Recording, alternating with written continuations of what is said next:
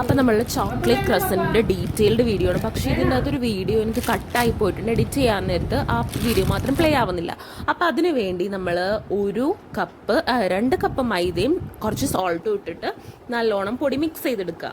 ഒരു പാത്രത്തിൽ 1 teaspoon yeast, 1 table spoon sugar, 1/2 cup പാലും കൂടിയിട്ട് നല്ലോണം മിക്സ് ചെയ്ത് ഒന്ന് മാറ്റി വെക്കണം ഒരു 8 മിനിറ്റ്. അത് ഫെർമെൻറ്റ് ചെയ്ത് വരാൻ നേരത്ത് ഒരു മുട്ട പൊട്ടിച്ചൊഴിച്ച് 2 ടേബിൾ സ്പൂൺ ഓയിലോ ബട്ടറോ 1 ടീസ്പൂൺ വാനില എസൻസും കൂടെ മിക്സ് ചെയ്തിട്ട് 10 മിനിറ്റ് ഈ മാവിലിട്ട് കുഴക്കണം.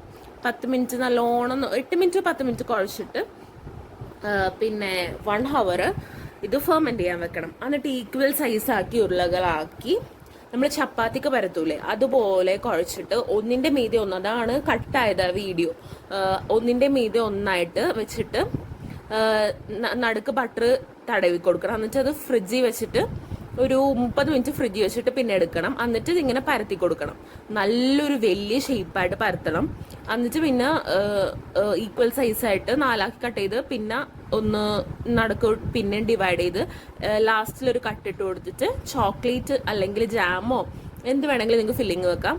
അപ്പോൾ അതിട്ടിട്ട് നല്ലോണം ഉരുട്ടി വെച്ചിട്ട് പാലും മുട്ടയും കൂടെ ഉള്ള ബ്രഷ് ചെയ്ത് കൊടുക്കണം ഇതിൻ്റെ പൊക്കത്ത്.